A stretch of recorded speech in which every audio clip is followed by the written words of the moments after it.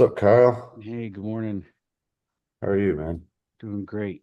I think I want to re-engage our conversation from last week and see if we can put together a um, an opportunity for my son and his crew in California. Oh yeah, Um, yeah, because they're willing to work. that sounds like a good thing, man. Yeah, the struggle that I have right now is I've got so many irons in the fire, um, and I just don't know how I'm going to manage that and the other things I'm trying to do. It's just a ton of distraction cost. So, um, but I mean, they're willing to do the work. So, Well, once you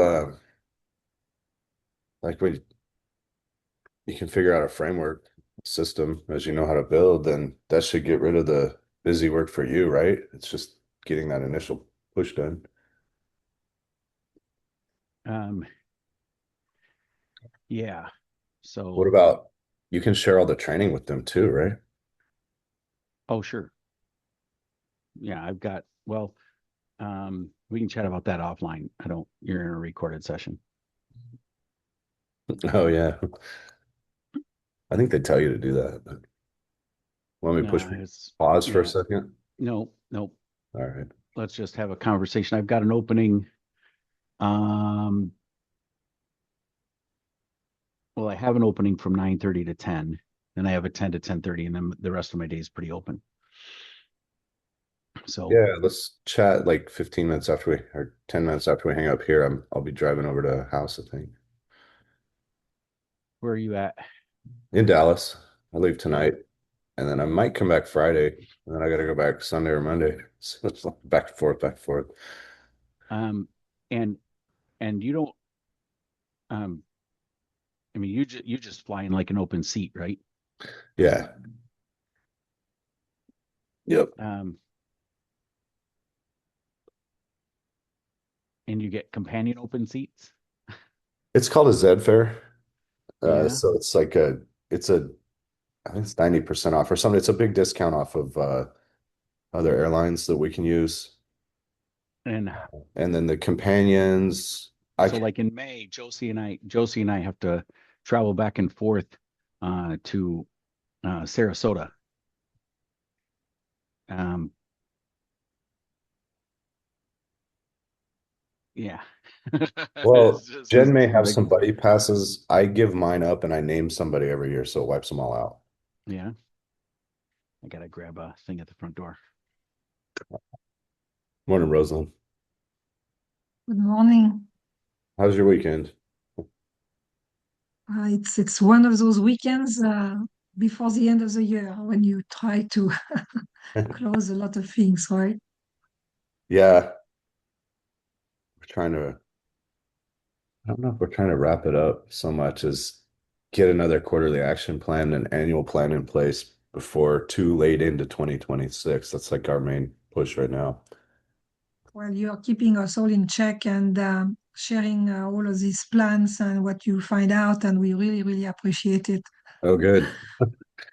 At least somebody It's trying to it's figure like out being back in corporate, and you have, this regular um, the regular meetings. plans and everything. Regular Yeah. KPI requirements. Yeah, for me, that's been big coming in this year. Well, with the KPIs, we started using those a hell of a lot more. But having some structure, and it's like it almost kind of makes me uncomfortable a little bit too, like you said, back in the corporate world. But for the people we're working with, if you're employing anybody, it is the corporate world for them, right? So then you gotta like bring it the way we had it with the W-2 kind of. I don't know. I always like to look at other businesses too and see what they're doing and how we could possibly implement it. I read in a coaching book that it said go visit like a some sort of sector or industry or business that you have no clue how it operates, and then see if you can like tour it and figure out what they do and where you can take what they use.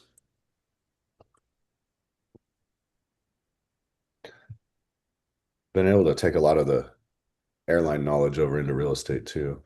Right. It's great for your marketing. Yeah. Yeah. We need to really dial that in and figure out how to make money with spending money. We're not quite there yet, for foreclosures anyway. We've been doing it with mobile homes. Actually, I went to that event the other weekend, the Christmas type of celebration, and they had on Sundays they also had like commercial real estate focus, but the mobile home was prominently displayed as one of the areas that are worth looking at. Yeah, we're starting to get more and more recognition. I remember when I first started, well, this was like 5 years ago, maybe. I was talking to a potential investor and he's like, RV park? Yeah. He goes, mobile home park, screw that. I don't want to do that. And it's part of that bad reputation that we kind of, I would say, enjoy still because it makes it a really small industry still. And once you take away the institutional players, it's just there's not very many people out there, especially compared to apartment complexes. So what is the plausibility of mobile home parks in no zone areas? I think that would be illegally existing. What do you mean? Well, there's three types of parks. There's legal conforming, which means if you built it today, it'd match every standard. There's not a lot of those. And then there's legal non-conforming. That's grandfathered, which means the regulations changed since they built it back in 1960. So if you rebuilt it the way it is today, it would not work, but you're allowed to operate it because it's grandfathered. And then there's existing illegal parks that don't have a license. So you have to have a like a certificate of occupancy or a operating license to run a mobile home park legally.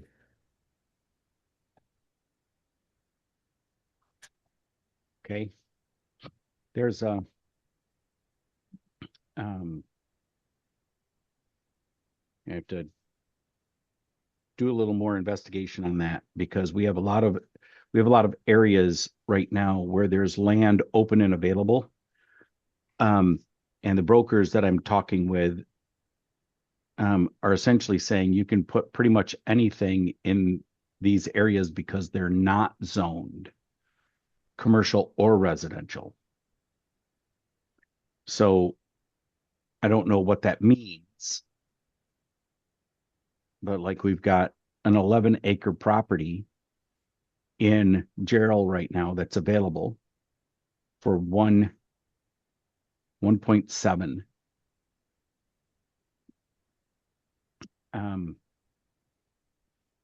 I did some quick math this weekend. It'd be like a 3-year recovery cost to put a mobile home park in that space.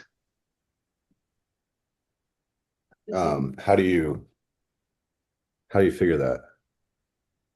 Well, we just did some estimates primarily with a lot of search and ChatGPT search and ran the math on the acquisition cost of that asset, the number of units you could put in an asset that was 11 acres in size, and then everyone, and even at $500 a month, uh, what it would take to become to start returning positive income streams above the initial capex expense, not including land. Okay. And it was 3 years. It sounds very optimistic to me. Um, First, I don't think you can build it. It would destroy your exit plan to have a non-legal park, right? Nobody ever buy No, it. I didn't know the legal park perspective. Yeah. So the questioning was strictly based on um, it being no zoned or zoned commercial or zoned something. That makes sense. And And so my question was, if it's so the reason I was asking is because we could put industrial outdoor storage or physical storage or multifamily all in that space, as we've been told, because there's no zoning restriction Okay. in that area. Now, Well, you want what to does build a that mean? mobile home You park. still have to have a legal, you still have to have a license to do mobile home parks, apparently. And so that's the reason I was asking, what is the expectation of being able to just use an 11-acre piece of land and turn it into a mobile home park? And I would think this town would be um, more receptive to doing something like that than other towns necessarily. They hate mobile home parks there bad. I know my mentor got sued after going in and really making park nice. I think the mayor was on board. Like it was all fraudulent crap that never followed through, but it was just press and but I did want to give you this. It's if you find something that you can expand, it's about 25,000 per pad to put in all the utilities. And you can fit the nice 3 bedroom 76 by 18 foot. You can fit 6 of those per acre. So 11 acres, you got 66 of them at 25,000 and you got, 1.6 just in development costs to put in the lots. And then you got to bring in the homes, and that's another. Right. So, well, we're not bringing in the homes. The owner would be bringing in the home. Yeah, but I mean that's like we'll we'll often lose $5,000 to $10,000 to bring in a home because that empty lot's an expense, and once you fill it, it's roughly in our market about $55,000 equity every time you fill a spot. So it makes sense to lose a little bit. So, um, running that math, let me pull this up a second. Morning, Lisa. Morning, Lisa. Good to see your face, lady. I know. I'm coming to visit you this week. Amen. So 577, 500 is 35%. And let's do that. And actually, I would get it much less because I would do that. 577,000 is less than 1.2 million. And so I would get that pretty cheap in a veteran loan. So on a 30-year mortgage, 12 payments per year, I'm looking at 3650 PNI. Well, why don't you just So give me the money and we'll expand the one we got in Michigan. the asset has to be 100% in my name. Ah, So for the VA to write the loan. So it has to be 100% veteran owned asset. So if we did that, if we did 500 times 66, you're at 33,000 a month when the note's 3650 times 2, because the 1.6 is about the purchase price of that asset. It's 1.8. So we'd be 7,500 a month plus any other expenses in mortgage at 6.5% on a 35% note. And I could get that entire note for both the asset and the build out of all of those pads with one VA loan. Because it would be 600,000 times 2 is 1.2 million. 600,000 is 35, 577, 500 is 35% of what you gave me, 1.65. yeah, And we're doing 33,000 a month at full occupancy. And you estimate 3 years to fully occupy.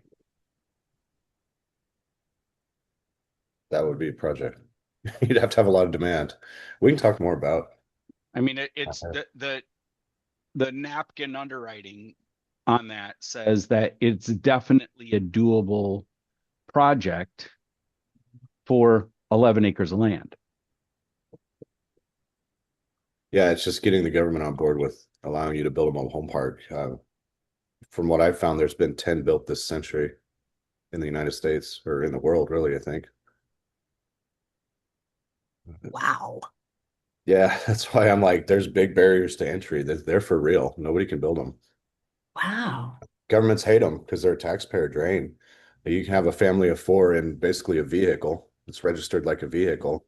And then Right. to put the family through school and, there's police and Right. fire and ambulance and hospital And and so paper. the mentality for mobile home parks related to property tax is what has to change. Oh, Well, I don't want it to change because if right. everybody can build mobile home parks, I want to sell them all. They're like the Right. only true form of affordable housing. It's not subsidized. It's like the only answer we have.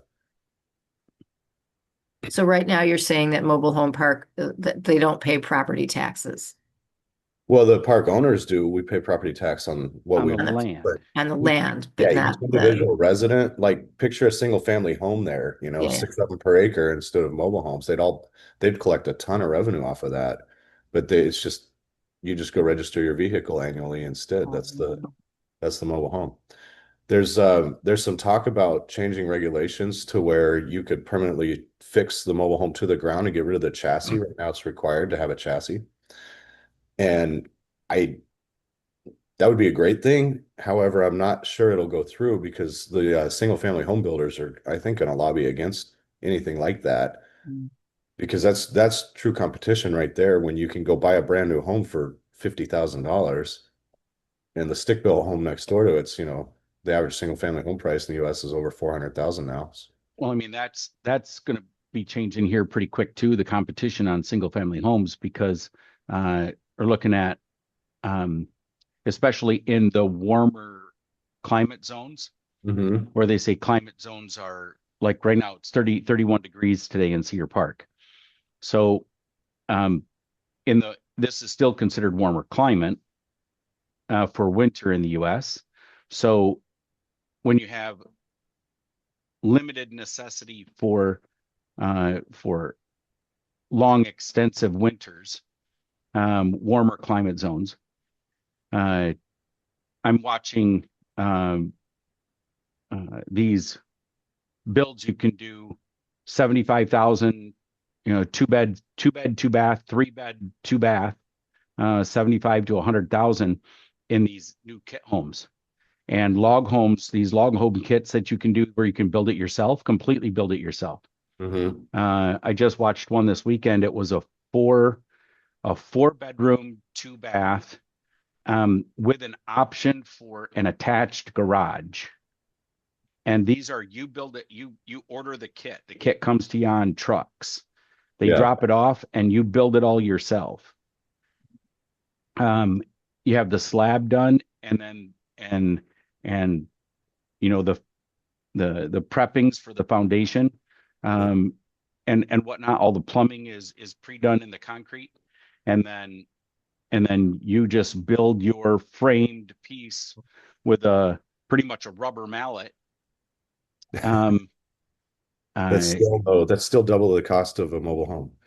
It's And double the cost of the mobile home, but it's a third of the cost of a stick built home. right. Well, there's also the average piece of land in the US now is $80,000. Mm-hmm. We don't have that either. Yeah. And then if there's no utilities, you got to put in utilities, and then your cheap home gets expensive pretty quick. So that's again, we beat everybody everywhere. I've never seen anything that Right. Yeah. So beat for the it. Veterans Affordable Ranch, housing. my nonprofit, we've been investigating options for cabin / log home style look and feel. For we have 20 to 40 tiny homes we need to put on our ranch for every ranch that we build. And so we have 5 of these to do in the next 5 years. 5 of these ranches are going in. And so we need between 100 and 200 of these tiny 2x2s that we need to build. And so Damn. we've been looking at ways to, one, control the cost, retain the aesthetic, and offer an option for a long-term quality home. And we've been looking at these options for these um, low labor builds. What about ADUs? There's some really, really neat ADUs that are customizable and you can put different, sizes. Yep. So we have a warrior in our group that does that style, but they're still between the low ones that they have are 175. Yeah. So they're Mm. 175,000 to have it put in, and then you can't just buy them. You have to buy a franchise fee in order to put them in. So There's a bunch of different ones though. I know one yeah, in Florida that we've been looking. so So I know nothing about anything, so I'm going to yeah, just got it. throw this out there because I have no clue I know you've investigated a million things, but would a partnership with like Habitat for Humanity to build on these properties make any? There, it's not a homeless kind of situation, and that's what their focus is. Um, Even though our nonprofit is, um, it's a support organization for veterans with PTSD. Okay. Uh-huh. Yeah, so who suffer from PTSD, and we run an equine therapy organization to use horses as the vehicle to, uh, um, to provide therapy for the Mm-hmm. veterans. Mm-hmm. And so that Whoa. it's What about like glamping? Putting fancy teepees and stuff in, that'd be a hell of a lot cheaper. yeah, it's um, there's a lot of little things. Some of these people stay for a year Mm. in therapy for a year, and so it can't just be like a small little event. And it's because it's year round and it gets colder. Mm-hmm. It gets colder in the winter a little bit. I mean, there's periods of time that it's chilly. It's not like soldiers aren't used to going out in the cold, but at the end of the day, um, it's still um, you need to be able to prep for cold weather, provide a comfortable place for people to be during their treatment. Yeah. So um, so it has to be more like a cabin, um, uh, potentially fireplace kind of thing, but The cheapest, I think, would be the tiny home RV model with, then you got tanks on it you can empty, but you don't have to install the utilities and all that stuff. It'd be the cheapest, fastest thing. yeah, and these will be permanent structures. So um, yeah, there's been a lot of thought going into this as to what we can and can't do, what would be available. Um, but what I really want to be able to do is, because a portion of the Veterans Ranch is for profit, because we do trail rides and community related things and whatnot. It's not all there's a for profit piece and the majority of it's nonprofit. But because of the for profit piece, what I want to do is I want to wrap the real estate into the for profit piece, and then have um, syndicate that essentially Okay. on the for-profit piece, and have people be able to invest in the for-profit piece of that, where uh, a, a specific portion of that for-profit goes back to the nonprofit side, because the ultimate goal is to serve veterans. That's cool. And I got a NASCAR ticket out of it. You did. That was awesome, man. Thanks for that invite. Yeah, Um, we'll be doing those. We'll be doing those again this year. yeah, that was super awesome. Yeah, Good experience. But let's small group today. I wish there was a few more people here, but I do have a few nuggets for you guys. Hopefully it'll be something of value. First of all, though, what do you guys have for weekly wins? I may have gotten a deal on my birthday. We're waiting to see last week. So Birthday, happy birthday. thanks. That would be our weekly win for that. I was sitting there and then the phone starts ringing and we may have connected the dots. So, guy has like 80,000 equity. So there's just enough there, but we thought he's like, I want to maximize my equity, which is going to be very little.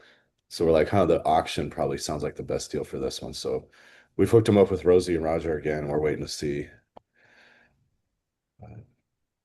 What about everybody else? What you got? Uh, we were supposed to close last Friday, or excuse me, um, last Monday, I think, Yeah. on our asset in Florida. And ran into a few battles um, last week in the process of closing, but it's now docketed for today. So kind Cool. of it's been a long time coming. So Yeah. we started the process on that like February 1st. Damn. I've had So deals like that. Way to stick with it. yeah, it's a really big deal. Lot of people involved, but definitely a a case study, an educatable case study. It's one of the things if um as our what is our focus in real estate, the collective in this group? What is our focus in real estate? Is our focus to make money? Is our focus to help people out of struggling issues? Um, if we drive our businesses into service first mentality, our mission in life is to serve other people. It's not to serve ourselves. That should be business, right? What's that? Unless you're creating value and solving problems, though, I don't think you'll have a business, right? So you kind of Right. have to. You have to be doing something that, I mean, if I'm a farmer, I'm providing food, but is my mission to put money in my checkbook, or is my mission to provide food? If my mission in real estate is to fix people's financial struggles and to help people through stress and to provide good places for people to live, um, and as a result, I make money in the process, what is my mission? So if my mission is to provide um, good places for people to live, my hope along the way is that I can provide, make good money in the process of doing that. The lesson in this asset is greed can take it all away. Mm. And that's exactly what happened in this asset. Is greed not only cost an exorbitant amount of money to try and get more money, but they lost it all in the process of trying to get more money. So they didn't make any profit, but yet they gained all of the expense to try and get more profit. So now not only did they lose all of their potential profit in selling the asset, they gained hundreds of thousands of dollars in expense in legal fees and all sorts of other kinds of expenses, I'm sure. We don't have access to their personal finances in the process of this, but from the seller's perspective, that's a terrible position to be in. Is I sat on my thumbs. I didn't agree to a deal when the deal was really great. I didn't offer all the good stuff that should have been there. I sat on my thumbs in the process, and the law came in and took it away from me. Is that what delayed the closing? No, delayed the closing. We were ready to close in this in June, and then the state of Florida came in and essentially took the asset away from the owner. And so there's a huge case study of this on this that we'll present the whole thing once it closes. That would be good. But it all comes down to quit looking a gift horse in the mouth. Somebody came to you and offered you $3 million more than you were, actually $7 million more than you were worth, $3 million more than you owed. and you didn't take it. You wanted more. Yeah. The hogs get slaughtered, right? That's that Yeah. saying. This is the case like that. Yeah. That's a perfect example. So when you've got a good deal looking at you in the face, take it and run. Yeah, don't get greedy, right? Quit getting greedy. Yeah. Somebody's here to help you out of a bad situation. Quit getting greedy. And that's the whole situation with what we're doing in the residential side with sub two. People need to understand, and this is the hard part because it's emotional. Our customers are in an emotional position. Mm-hmm. The clients we're trying to help are in an emotional position. But one of the emotions that's there cannot be about money. And that's the thing we have to teach people along the way is stop being emotional about the money. Be emotional about the fact that you might be in a position where you are having struggles and you can't get out of this condition on your own. Yeah. I hear But people when it, demand stuff all the time from me. And it's like, dude, yeah, you're going into foreclosure. I don't think you're you're not in a demanding position to stuff. demand. You're in a Mm-hmm. position to be thankful that somebody's here to hold your hand through the process. Right. And you should be more grateful about that. Not about nobody's taking something away from you. Yeah. You lost it. That's a big difference in perspective. You lost it. And somebody else is picking up and having to clean up the mess. What created that mess? Who knows? There could have been a whole bunch of terrible situations that created the mess. But stop being greedy in the process Yeah. and let the deal. And that's one of the things we have to, I don't want to say convince, but it's one of the things we have to educate the customer is I've got an opportunity to stop the bleeding, put on a Band-Aid, and let you move down the road and heal from the process and maybe do something new. Let's Yeah. talk about what the new is, but right now let's stop the bleeding.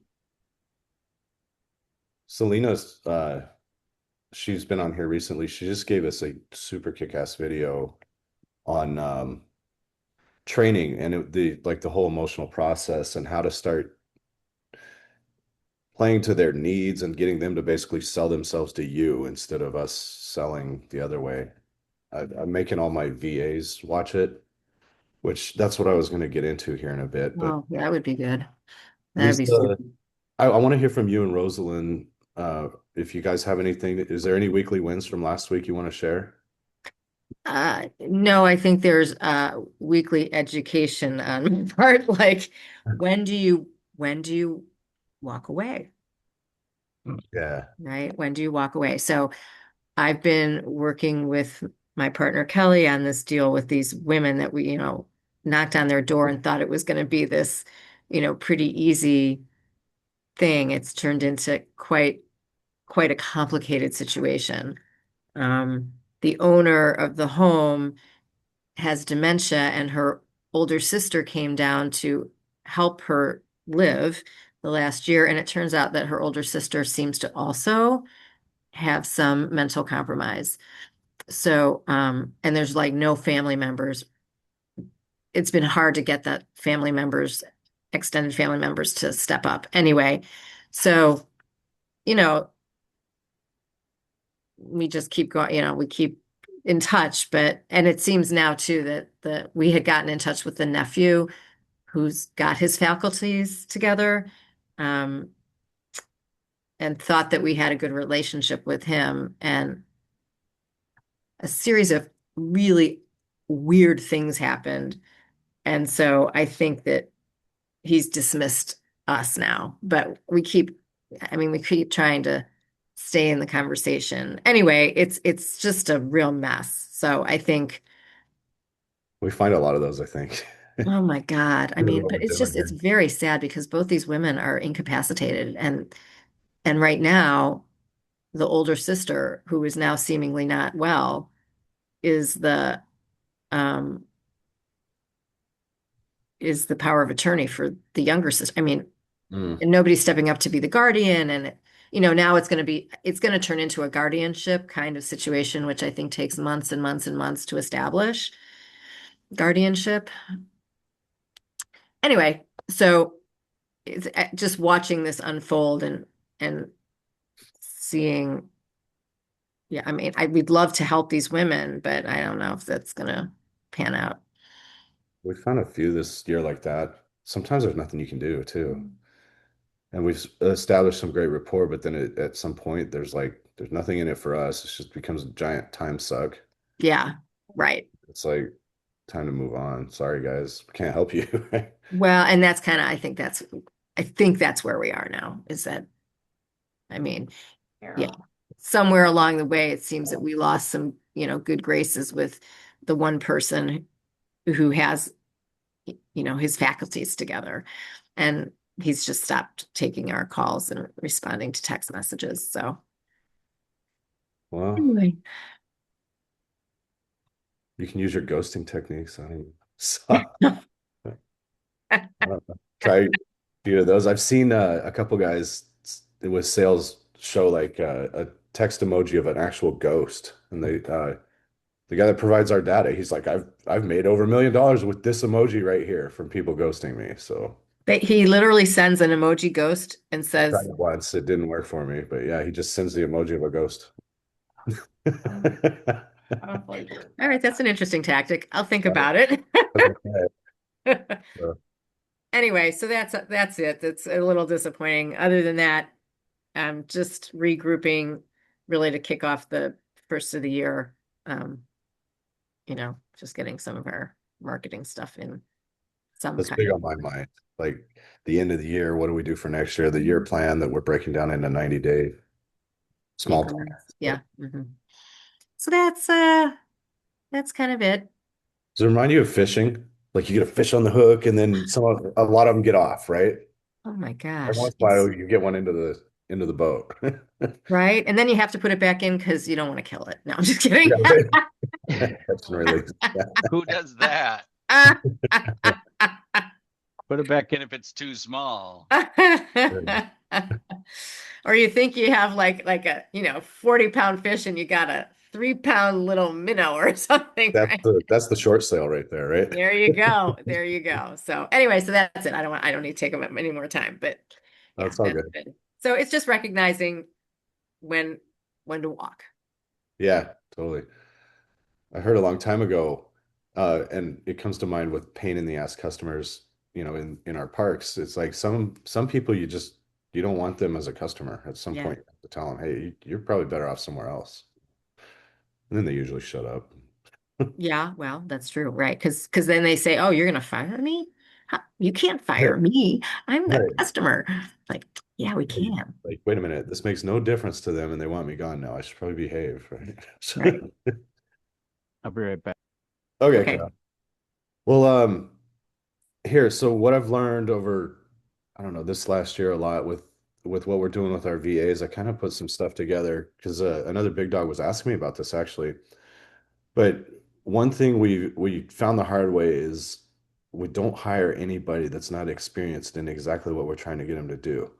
And we found this by hiring a VA from a big dog that had experience cold calling, and then we just kind of thought they were good to go.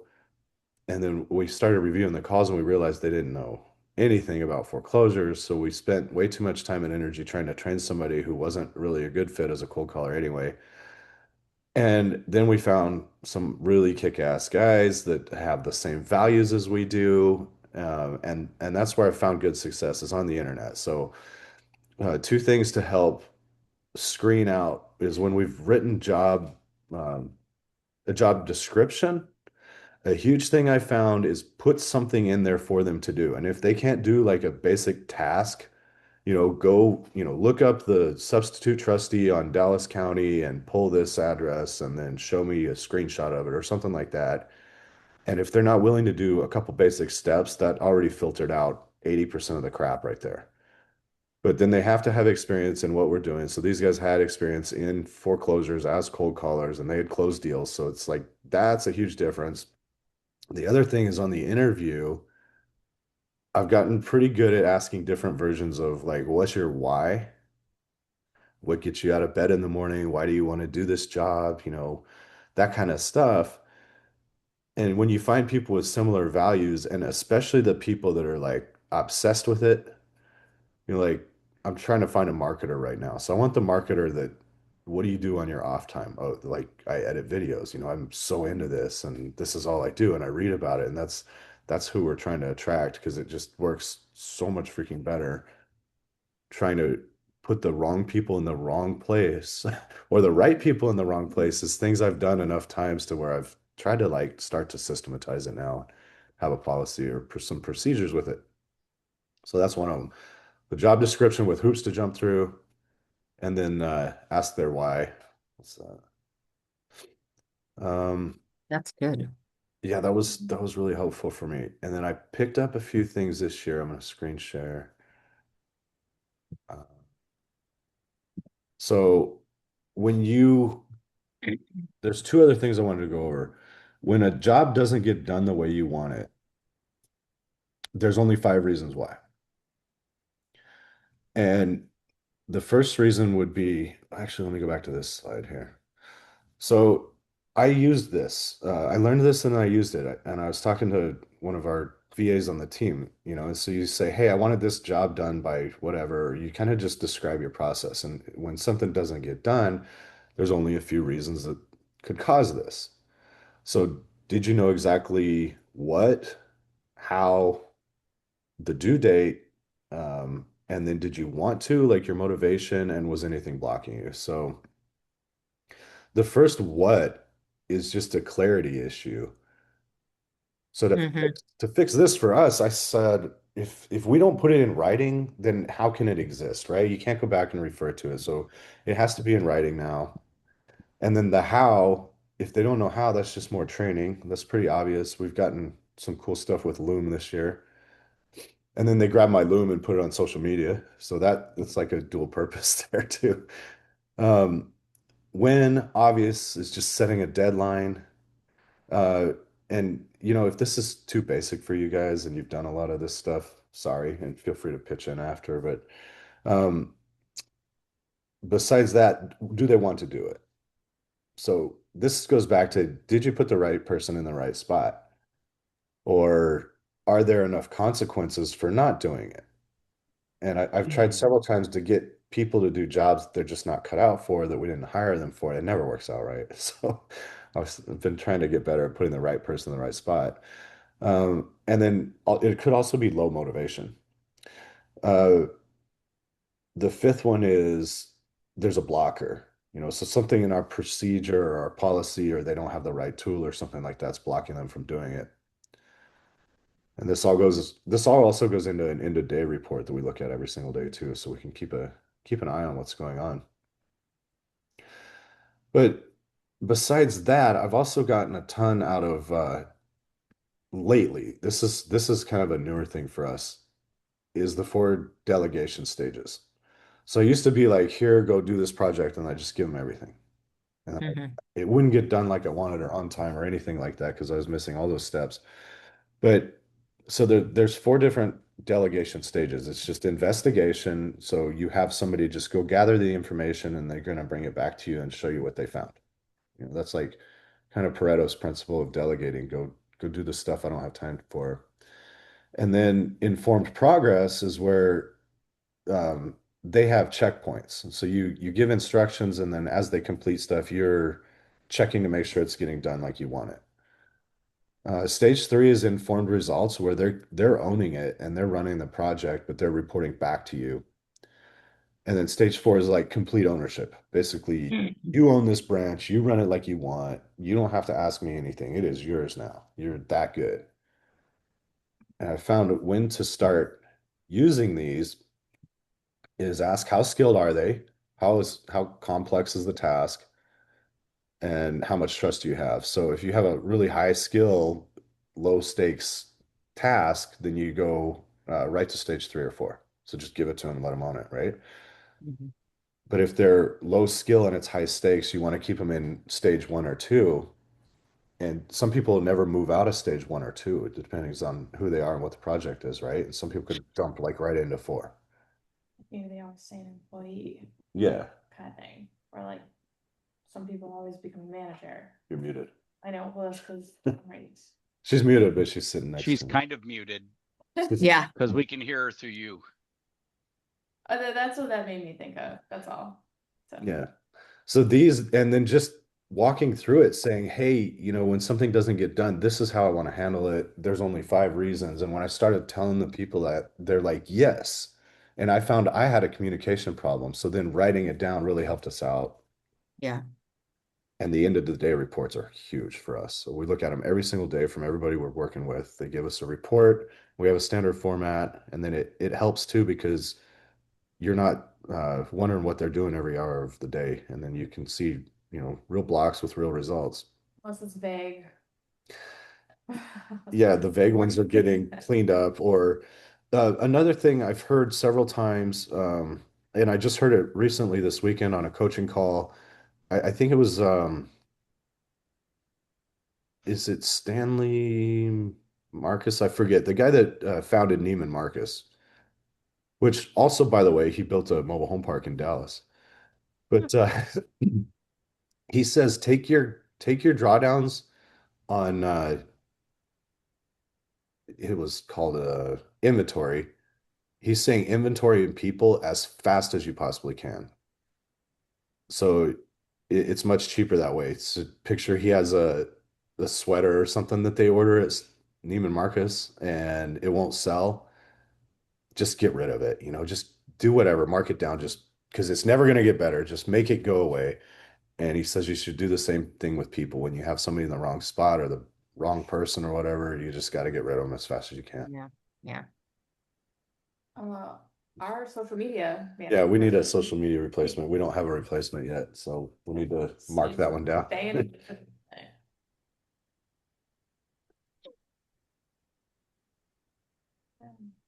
So hopefully that helps.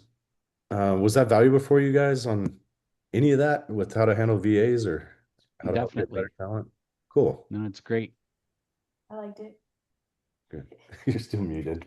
Do you No, that's link good. their Otherwise, if compensation? I mean, until you really vet them, do you maybe offer a little bit less, and then when they get into full mode, then you give them a little bit more per hour? we've stepped it up a little with one, and then we do a small probation period too. So it's a work in progress, I guess, still. Yeah, the compensation depends too. We have no type of cap or anything on commissions for sales. That's worked really well with us with the mobile home parks. It's been a great incentive for our manager, I think, and then our VA guys now that are helping us do cold calls daily. And I know they say big dogs, you should just do cold calls yourself, but I'm not doing 6 hours of cold call 5 times a week. I'm sorry, I can't do that. And it has made our phone ring. But we're moving these guys towards closers because they really want to. And we say if there's any meat on the bone at all and you guys close it for us, we'll pay you $1,000 every time you do it, which is a massive incentive. As long as we're making. Yeah, as long as there's some meat on it, like I said. But 'Cause what if it's a short sale that we end up closing? yeah, can you unmute? Yeah. Me? no, we can hear her perfectly fine Oh, through your okay. mic. Otherwise, we would end up getting feedback if Oh we yeah. had 2 mics. Yeah. Never mind. I mean, there aren't any mics on the call, but It would just be, yeah. yeah, we can hear her fine. Cool. You have better ears than I do. I can't hear her so fine, but that's okay. Oh, I did that. It might be my computer. Anyway, it doesn't matter. It doesn't matter. no, you're drinking and you're doing this, Ah! so it picks that up. Never did that for me. Sure. Okay. Funny. See, it did that. See, it did that on your Mac. But mine like gave me a whole like thing on it. Yep, it does that as soon as you do that. Yep. Mm-hmm. Funny. Yeah, it's kind of funny. So got any goals for this upcoming week that we want to try to accomplish? Yeah. Hey- this week, Hey, Michael- Chad, who's Nate? Who's Nate? Yeah, Uh, go back to your slides. Oh, Team Nate. Team Nate. This Who is was on good. your team, Nate? Nate, you told me around. Oh, Ask did I? yourself, how skilled is the It was just teammate? funny. I Just thought I'd bring it up. That's funny. It's Does it better really to say bring that? it up with friends than to No, bring it I up can't even with. see that, my old ass eyes. It is Team Nate. Oh. That's It's, okay. I mean, it just champions, Team Nate. that's what happens when you come up with the slide 20 minutes before this on Gemini. I was like, I need a couple references, so I threw it in. Yeah. I didn't even spell check it. Gemini spelt it wrong. That's terrible. Yeah, right. Now we have to watch. Boy, if you guys want to see some fascinating stuff, if you haven't seen Joe Rogan, Elon Musk from October, it's really good. We're about halfway through it. He's talking about AI and the way it's been programmed from the, I don't want to get into too much of this, like the woke mind virus and just all the stuff that's going on and the cool stuff he's got coming out. And SpaceX is really neat. He's talking about that was cool. It's the largest man-made object ever. It's like 12 times faster than a speeding bullet. And I think I figured it takes 140 747 engines to power it or something like that. Wow. It's got 20 million pounds of thrust. So pretty cool. Yeah. But great So interview. terrific. Yeah. Would you be willing to share that one video that you're referring to that Selena? Oh yeah. That'd You be interesting. I can drop that in the link right now while we're on here if I can find it real quick. I should be able to. I found it. Yeah, this is so good. I told my our cold callers, I'm like, consider this required training and watch it when you come on the clock on today. So we sat down and took notes, watched it on like 1.75 speed. Mhm. Yeah, it's good. I don't know who that guy is. He seems really cool though. He was a sniper. I think he said Marine recon guy or he's obviously done a lot of deals and knows what he's talking about. Thank you. Yeah, everybody get that? Cool. But that's that NEP, right? PQ, NEPQ. Uh, and I think he explains what that is, but I forgot what the acronym is already. Does anybody know what that is? NEPQ? That'd be negative.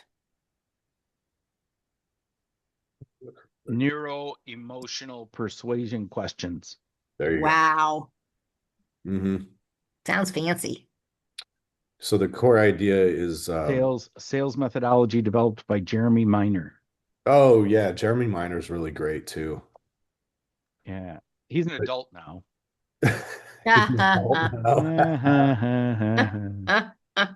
It's all about He's like a major pain in the butt. Jeremy Miner is. Yeah, I'm just kidding. See, he's minor, but he's major. Oh, yeah, I got that. Thank you. Thank Come you. on. I God, know that was you. great. Chad didn't get it. no, I just now Yeah. got it. It's like I should know better. I'm always trying to find puns and silly jokes and stuff for you. The other week I was making paper airplanes and I threw one Uh, and it just stopped right in midair. And then I realized I had made it out of stationery. I retold that like a half dozen times already. Oh my God.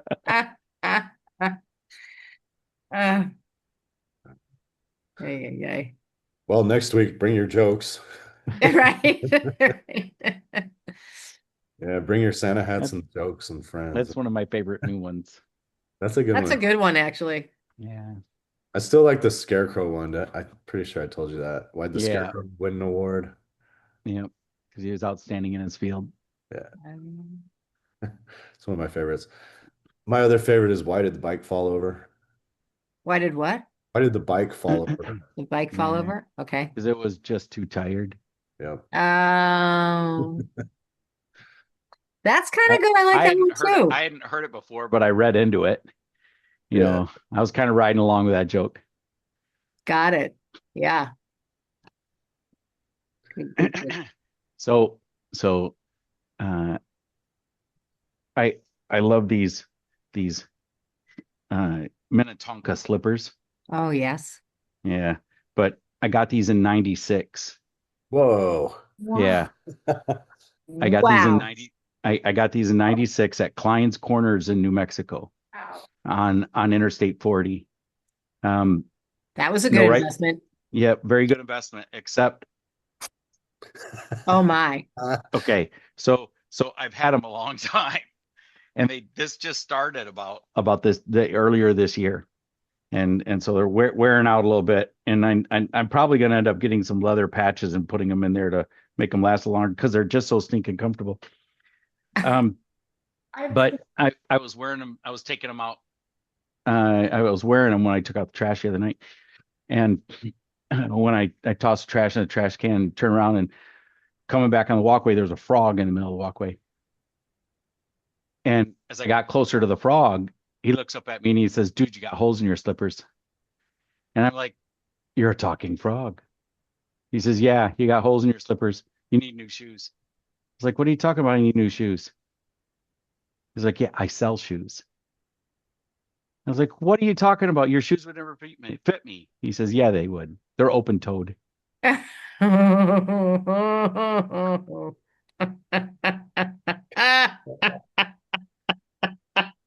Don't laugh, Lisa. Sorry. Don't encourage him. Oh, God. All right. My goal for this week is to find awful jokes for next week. Okay, awesome. I'm On gonna it. put my whole team to work on it. I'm shoes because I forgot I sent my shoes to a shoe repair place like weeks ago. And I totally forgot about that. So Hopefully they come Right. back in twos repaired. what? What? I didn't hear it. Did they come back in I two? said, Oh, I know, right? Yeah. hopefully they come back in twos. Yeah. Totally repaired. I should go get that, yes. And there you go. All right, guys.